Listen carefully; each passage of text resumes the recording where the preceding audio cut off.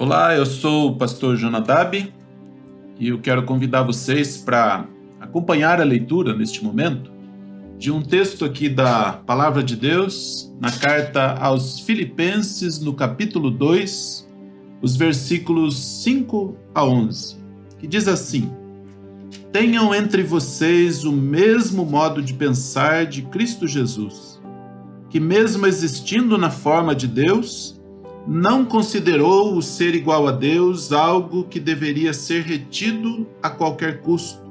Pelo contrário, ele se esvaziou assumindo a forma de servo, tornando-se semelhante aos seres humanos, e reconhecido em figura humana, ele se humilhou, tornando-se obediente até a morte e morte de cruz.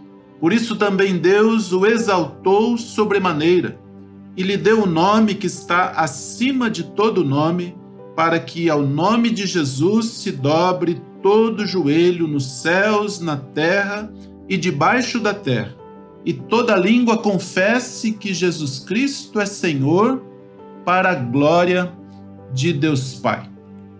Nós estamos no mês da Bíblia, e eu fui convidado a trazer uma breve mensagem com o tema Liturgia, Comunidade e Missão, com base aqui no texto bíblico de Filipenses, no capítulo 2, do 5 a 11, que nós acabamos de ler. E como o primeiro assunto é o da liturgia, eu quero iniciar lembrando que o termo liturgia, do grego clássico leiturgia, é leitos, povo, e ergon, trabalho do povo. Este é o significado do termo liturgia. E ele se aplica à disciplina teológica que trata da ritualidade cerimonial e rubrical que regulam o exercício externo do culto. Eu estou utilizando aqui o conceito trazido pelo professor Luiz Carlos Ramos no livro Em Espírito e em Verdade. Ele também diz que a palavra liturgia se aplica a todo o conjunto dos atos rituais da igreja, pelos quais a igreja prossegue no mundo, no exercício do sacerdote de Jesus Cristo, no exercício do sacerdócio de Jesus Cristo, destinado a santificar os seres humanos e glorificar a Deus. E também para ajudar em nossa reflexão, eu quero trazer uma pequena distinção entre liturgia e culto, que essa distinção é dada por Nelson Kist, também escritor, professor, pastor luterano, e ele escreve dizendo que o culto é o encontro celebrativo entre Deus e o seu povo, e a liturgia é o que acontece nesse encontro.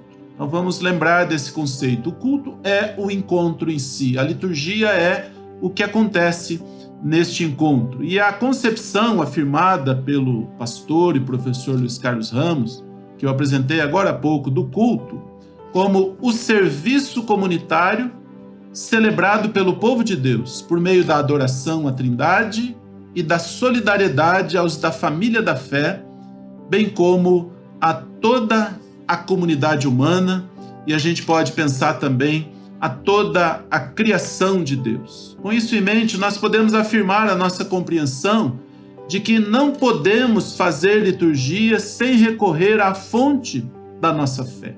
A Bíblia Sagrada, ela precisa fazer parte da nossa celebração, ela precisa fazer parte da nossa liturgia, ela faz parte do culto cristão que nós realizamos. E se nós não podemos fazer liturgia sem recorrer à fonte da nossa fé, então nós consideramos a teologia bíblica. E basicamente com uma pergunta: o que é?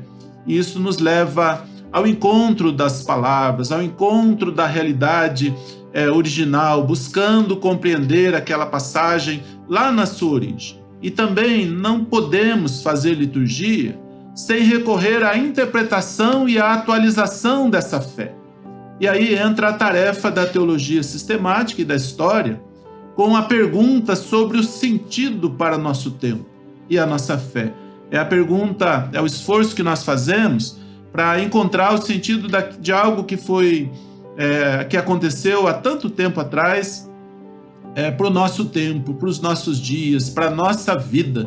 E sempre que nós buscamos esse sentido, nós encontramos para que a palavra de Deus seja viva no nosso tempo e na nossa realidade. E o terceiro ponto, além de nós não podemos fazer liturgia ou culto sem recorrer à fonte da nossa fé, sem recorrer à interpretação e à atualização, nós também não podemos fazer liturgia sem recorrer à aplicação dessa fé à vida das pessoas, à vida da comunidade no nosso tempo, com vistas à transformação da realidade à luz dos princípios do reino de Deus. Essa é a tarefa específica da teologia pastoral, com a pergunta sobre o que nós podemos fazer.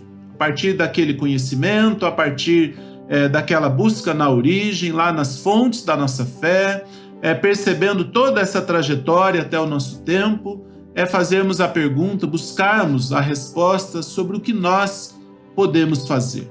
A concepção de culto como serviço comunitário, que tem como alvo o próprio Deus, ele nos conecta à responsabilidade com a liturgia que leva em conta a comunidade e a missão.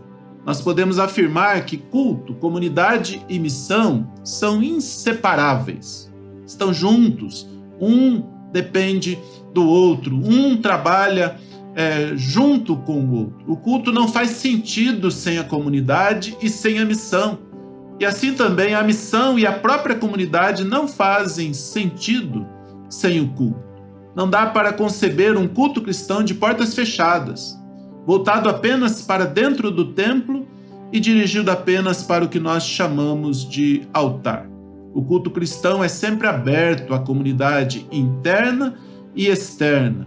O culto cristão é dirigido a Deus, mas sempre transborda e se dirige também à comunidade, com sentido de missão, um serviço humilde que é prestado ao povo em nome de Deus. Ou seja, aquela uma hora, aquele período de 1h30, 2 horas que nós passamos reunidos como comunidade no templo, ele se estende durante toda a semana, durante todos os nossos dias, onde quer que nós estejamos, porque há um testemunho a ser dado, há um serviço a ser realizado, e esse serviço ele precisa ser realizado principalmente fora das paredes dos nossos templos. Um culto que tem início, meio e fim, um culto que tem passado, presente e futuro, um culto que tem Bíblia, história e tem pastoral, ou seja, encontra fundamentos nas fontes da fé e também na trajetória do povo de Deus de todos os tempos, de todos e todas que viveram a fé antes de nós e possibilitaram que a fé cristã fosse transmitida de geração em geração, chegando até nós. Se nós cumprirmos a nossa parte, a fé cristã continuará sendo transmitida e alcançando muitas pessoas no nosso tempo, no nosso lugar, e também assim nas próximas gerações. Um culto que encontra um sentido na vida atual e que afirma a esperança do que está por vir e na concretização da nossa fé, na consumação do reino de Deus. Então, com essa compreensão da relação entre a liturgia, a comunidade e a missão, vamos olhar um pouco para o nosso texto aqui de Filipenses, capítulo 2, dos versículos 5 a 11, separando esse texto em 3 partes. Na primeira parte, nos versículos 5 e 6, nós temos um chamado à imitação de Cristo Jesus no seu modo de pensar. Isso diz respeito a como ele pensava de si mesmo, como ele se via diante de Deus, o Pai. E o texto nos diz assim: mesmo existindo na forma de Deus, não considerou o ser igual a Deus algo que deveria ser retido a qualquer custo. Lembrando que eu estou lendo aqui na versão da Almeida atualizada. E vamos lembrar que a comunidade da igreja em Filipos, ela é fruto do testemunho e trabalho missionário do apóstolo Paulo e seus companheiros, que lá chegaram a partir de uma visão, a partir de um chamamento de alguém que apareceu em sonho e dizia: passa a Macedônia e ajuda-nos. Eles foram para aquele lugar, para aquela localidade, para aquela região, chegando logo ali em Filipos, e lá foram acolhidos primeiramente por Lídia, logo após a sua conversão. E essa comunidade que foi crescendo e se fortalecendo rapidamente se tornou parceira do ministério e da missão realizada por Paulo e seus companheiros.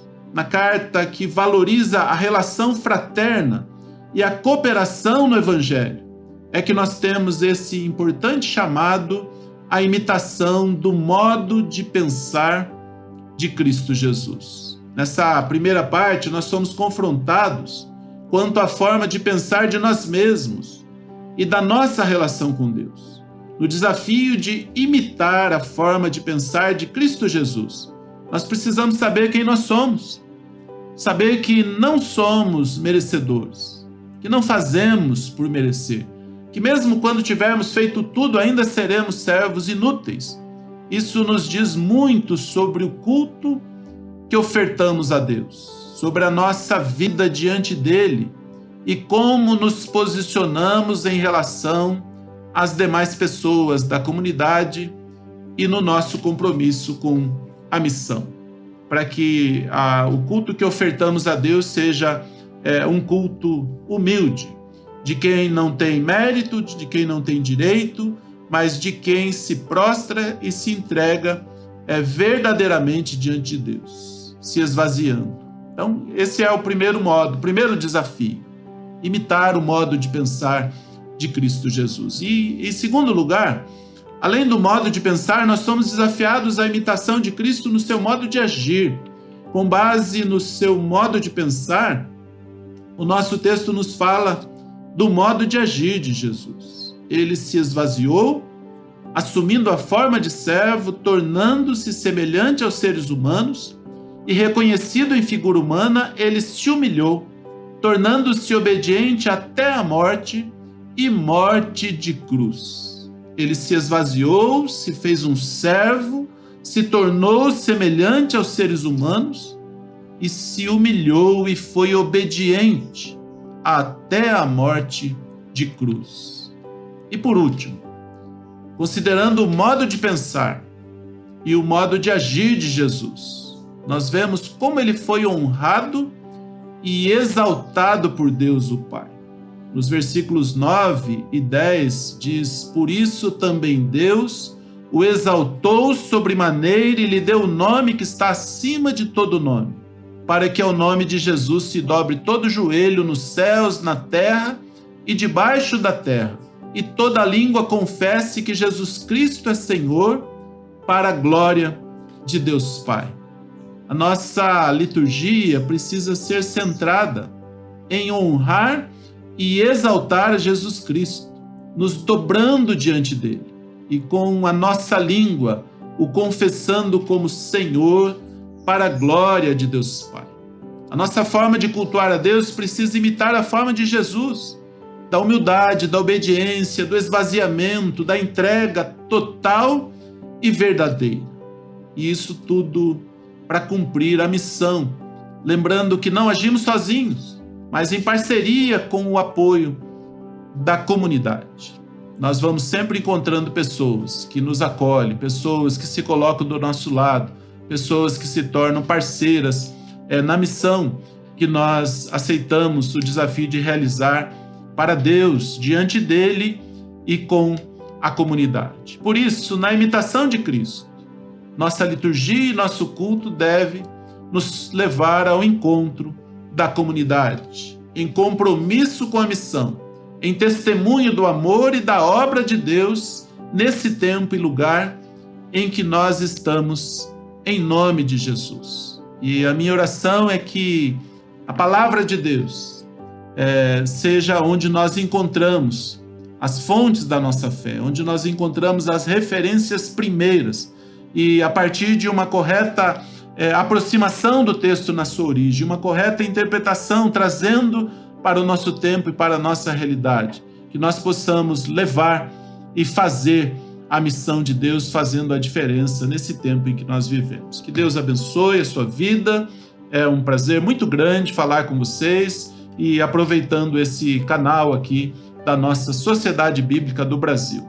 Que Deus abençoe e fortaleça a sua vida na fé, na esperança e no amor, em nome de Jesus. Amém. Um abraço.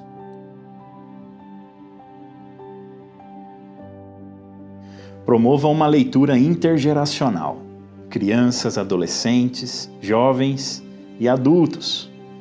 Conclua com uma leitura responsiva e convide a que todos ofertem para a causa da Bíblia e para os programas bíblicos de impacto social que a SBB tem.